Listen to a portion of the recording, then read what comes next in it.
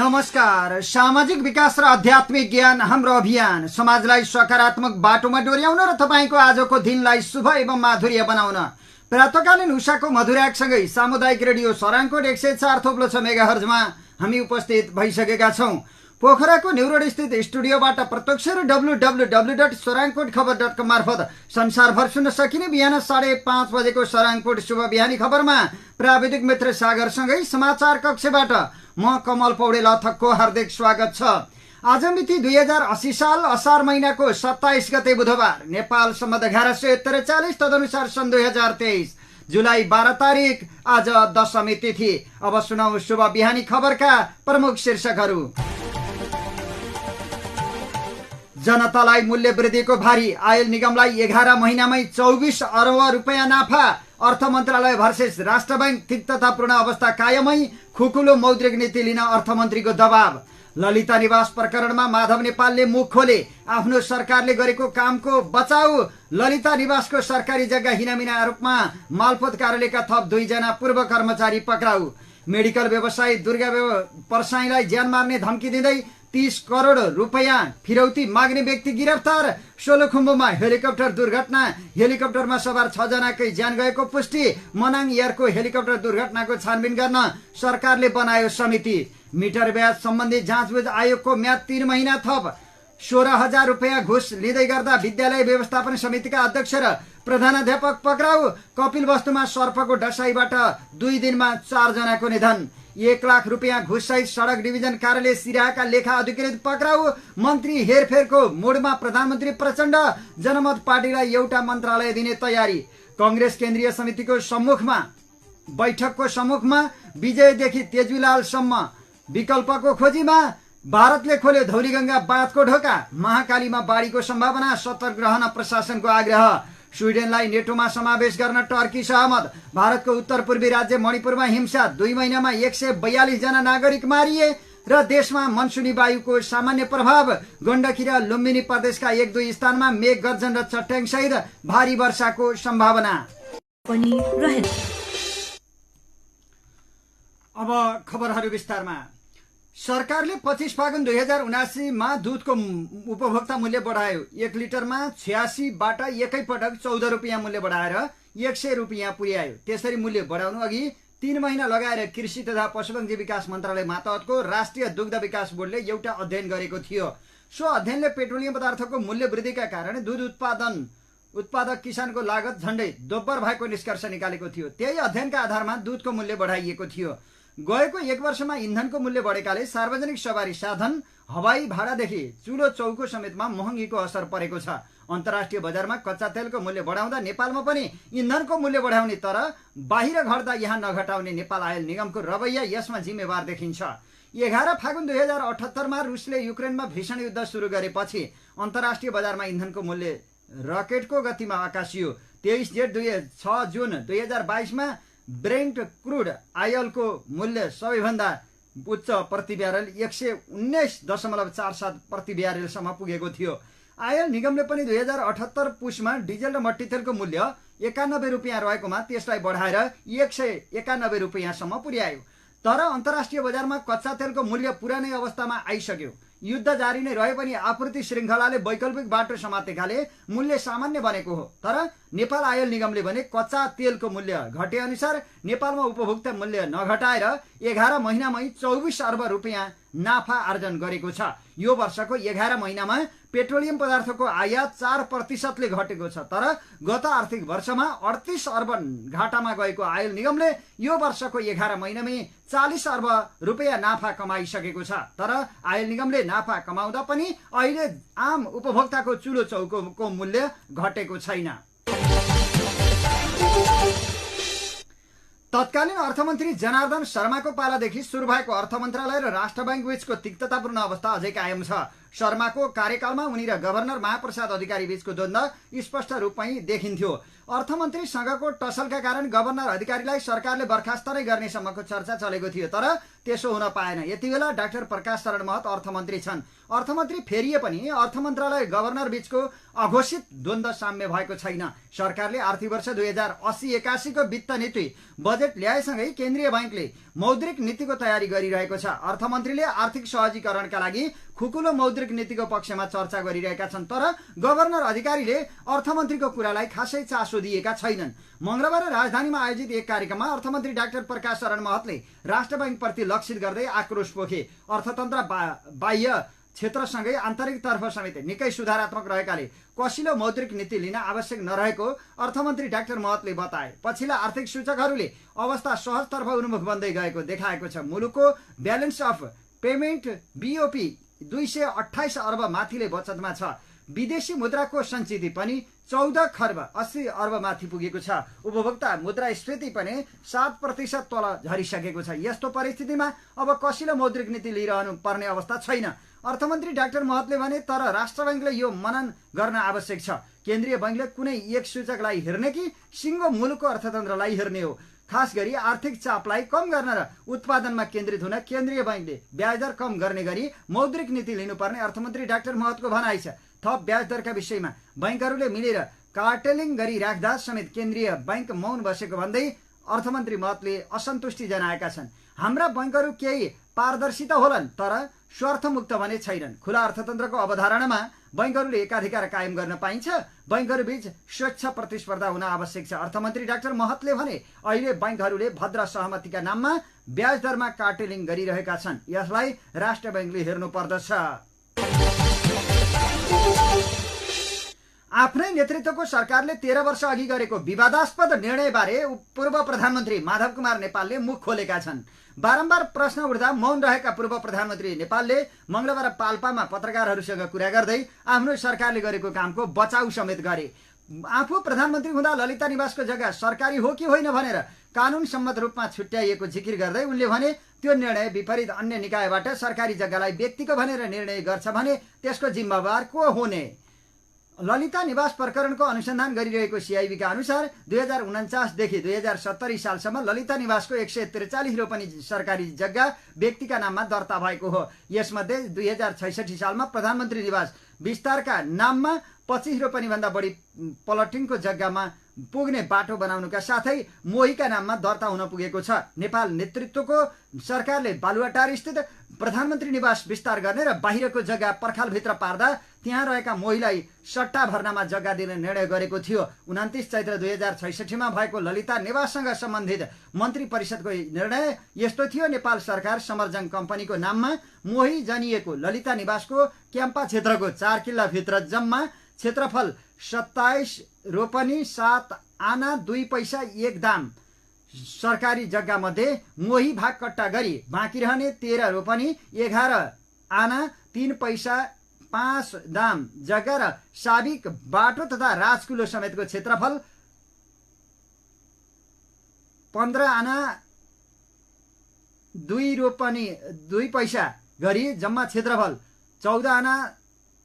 14 रोपनी 10 आना 3 पैसा 2 दाम अनुसूची 1 मा उल्लेख भए बमोजिमका जग्गा मिलान गरी नक्सा बमोजिम दक्षिणतर्फ प्रधानमन्त्री निवास क्षेत्र परिसर विस्तार गर्ने भनिएको थियो।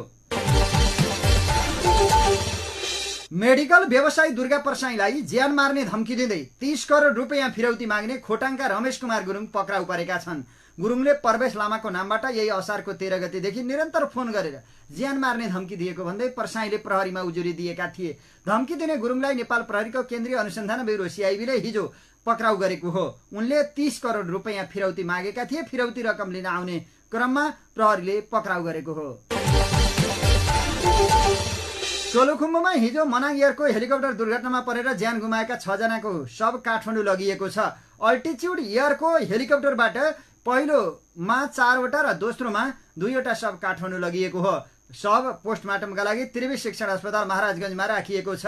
हिजो बिहान मनाङ एयरको हेलिकप्टर दुर्घटना हुँदा हेलिकप्टरमा रहेका सबै 6 जनाकै ज्यान गएको थियो। दुर्घटनामा ज्यान गुमाउनेमा पाइलट चेत बहादुर गुरुङ सहित 5 जना मेक्सिकन नागरिक रहेका छन्। सोलुखुम्बुबाट काठमाडौँका लागि उडेको मनाङ एयरको हेलिकप्टर सोलुखुम्बुको लिखुपिके गाउँपालिकाको लामोजुरा क्षेत्रमा दुर्घटनामा परेको हो। यात्रुमध्ये 3 जना महिला र 2 जना पुरुष रहेका थिए। यसैबीच मनाङ एयरको हेलिकप्टर दुर्घटनाबारे छानबिन गर्न सरकारले समिति बनाएको छ।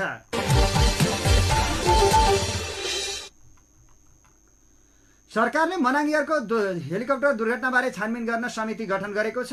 हिजो अपराह्न सिंहदरबार स्थित प्रधानमन्त्री तथा मन्त्री परिषद कार्यालयमा बसेको मन्त्री परिषद बैठकले सो घटनाबारे दुःख व्यक्त गर्दै पर्यटन मन्त्रालयका सहसचिव बुद्धिसागर लामिछानेको नेतृत्वमा छानबिन समिति गठन गरेको हो। असाध्यै दुःखद घटना तपाईँ हामी सबैलाई थाहा छ। मेक्सिकोका नागरिकहरू बोकेको मनाङ एयरको हेलिकप्टर दुर्घटना भएको छ। उनले भनिन् यस प्रति मन्त्री परिषद बैठकले सबै मृतकहरूप्रति हार्दिक श्रद्धाञ्जली अर्पण गरेको छ। यसमा पर्यटन मन्त्रालयका सहसचिव बुद्धिसागर लामिछानेको नेतृत्वमा एउटा समिति पनि गठन गरिएको छ।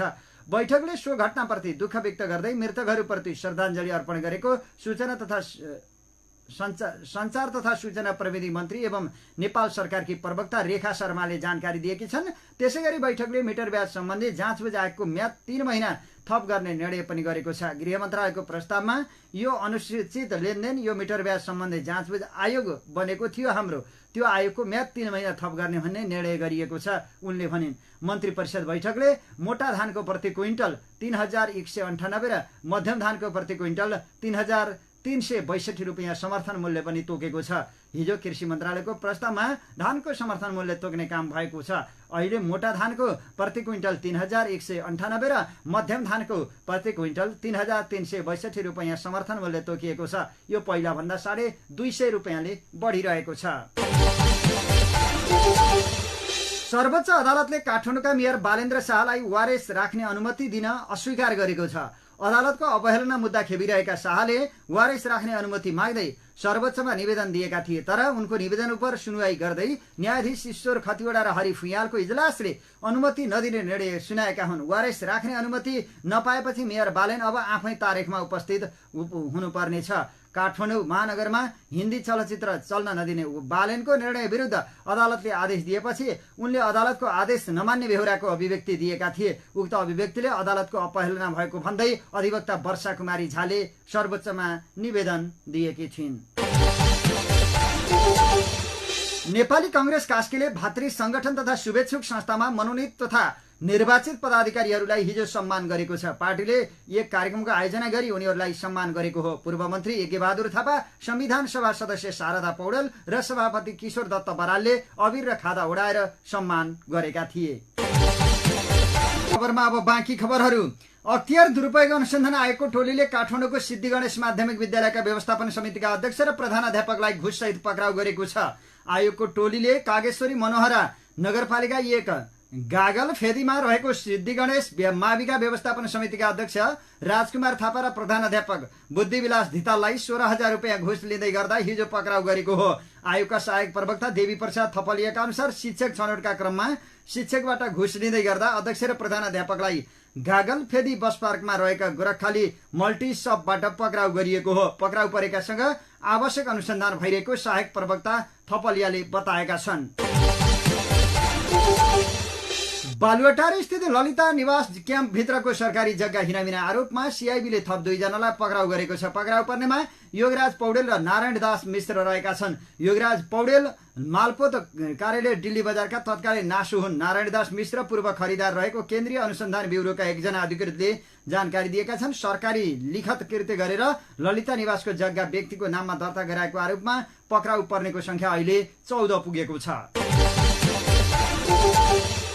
कपिलवस्तुमा सर्पको डसाईबाट 2 दिनमा 4 जनाको निधन भएको छ। सोमबार राति घरमा सुतिरहेको बेला विषालु सर्पको डसाईबाट बुद्धभूमि नगरपालिका 1 का 2 दाजुभाइको निधन भएको थियो।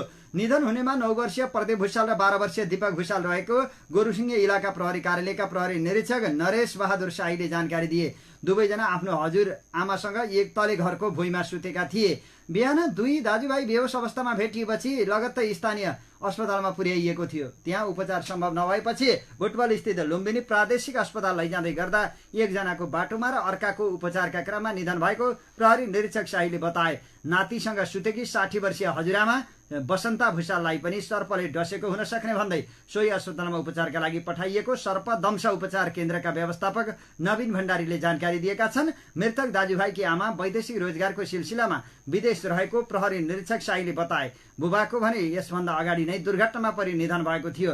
यसैगरी सोमबार बिहान बुद्धभूमि नगरपालिका 10 की 16 वर्षीय ममता रैदासको पनि सर्पको डसाईबाट निधन भएको छ। सर्पले डसे लगत्तै उनलाई नजिकै रहेको गोरुसिङ्गे स्थित कपिलवस्तु सर्पदंश उपचार केन्द्र लगिएकोमा त्यहाँ उपचार सम्भव नभएपछि तौलिहावा जिल्ला अस्पताल पठाइएको थियो, तर त्यहाँका चिकित्सकले ढिलो भएकाले बचाउन नसकिएको बताएका थिए। सोमबार नै महाराजगञ्ज नगरपालिकाकी 30 वर्षीय अनिता यादवको सर्पको डसाईबाट मृत्यु भएको थियो। दिउँसो 1:30 बजेको समयमा घर नजिकै रहेको पराल निकाल्ने क्रममा उनलाई गोमन सर्पले डसेको थियो। लगत्तै सोही उपचार केन्द्रमा उपचारका लागि लगिएकोमा त्यहाँ उपचार नभएपछि बुटबल लैजाँदै गर्दा उनको पनि बाटोमै निधन भएको प्रहरी निरीक्षक शाहीले जानकारी दिए। जिल्लामा बर्खा लागेसँगै सर्पको बिगबिगी बढेको खबर छ।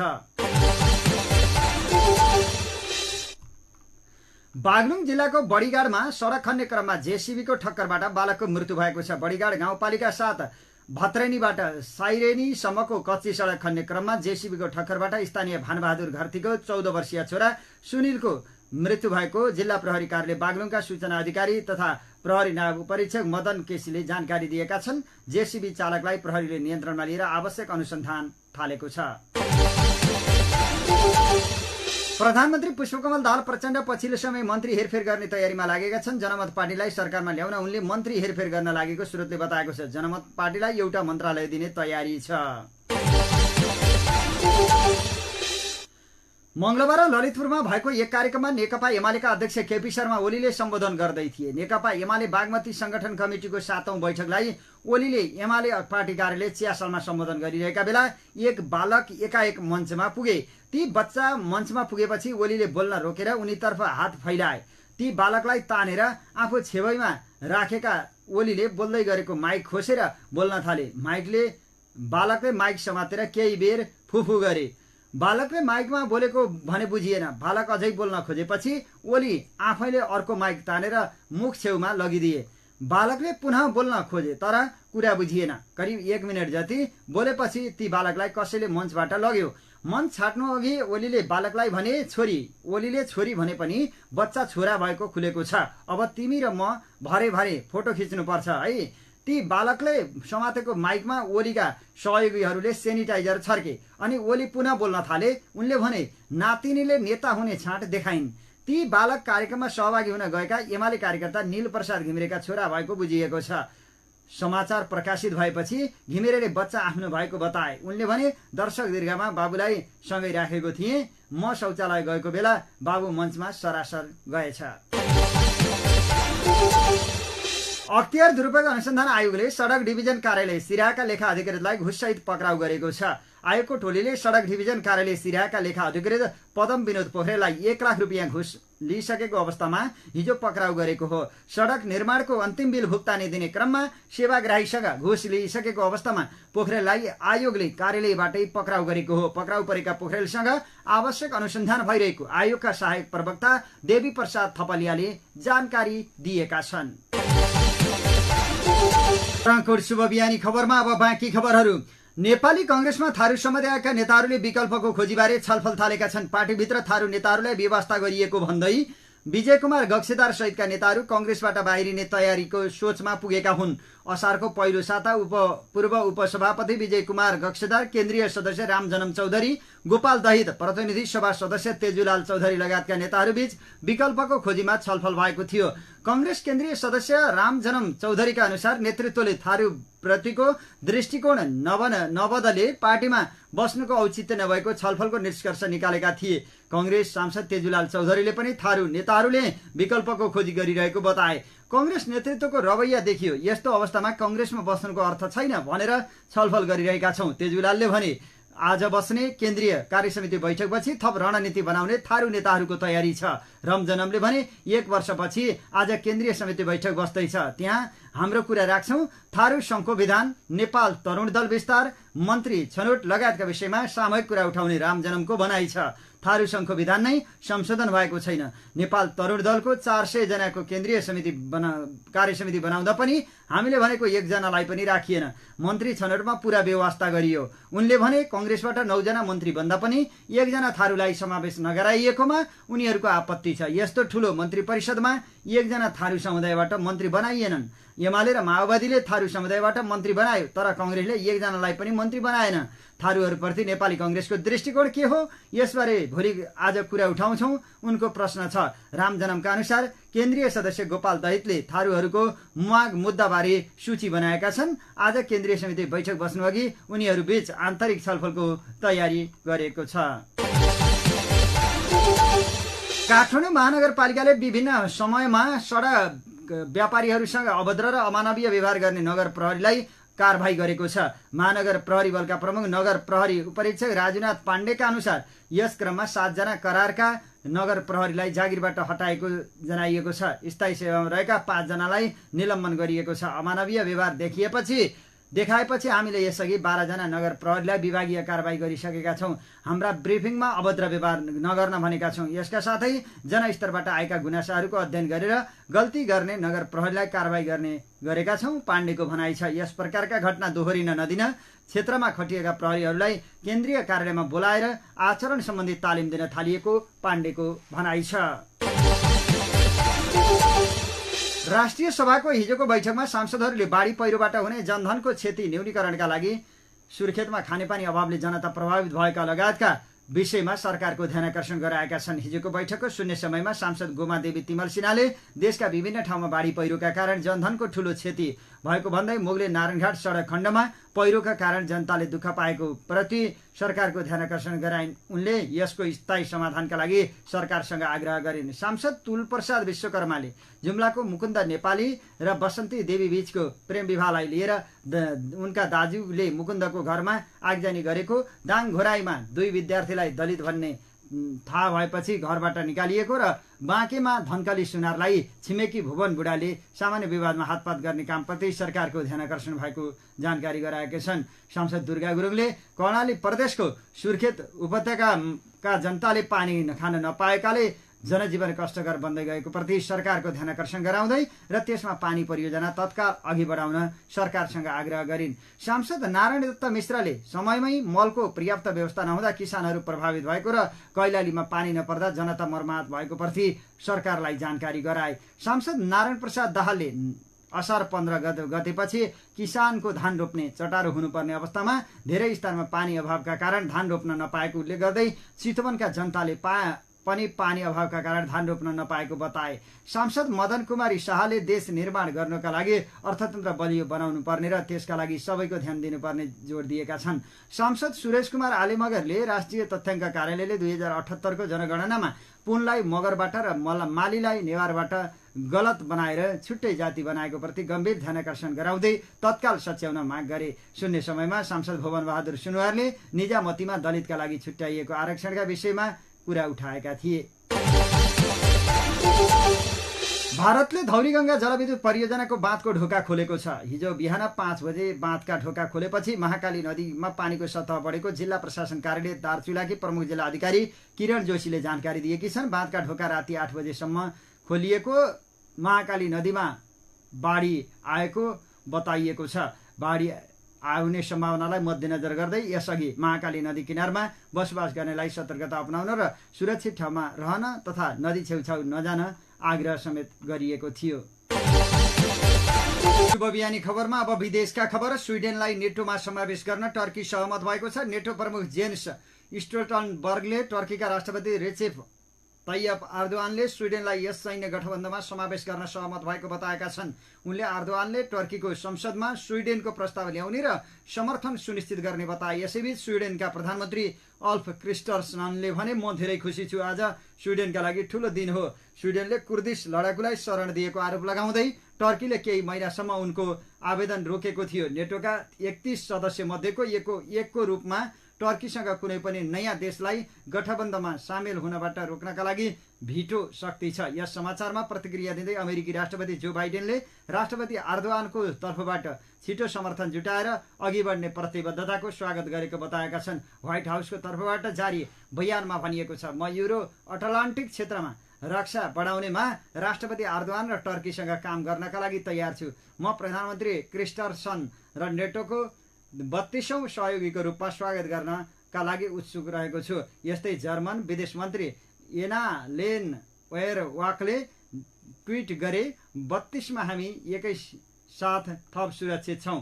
बेलायतका प्रधानमन्त्री ऋषि सुनकले स्विडेन समावेश हुँदा आफूहरू थप सुरक्षित हुने बताएका छन्।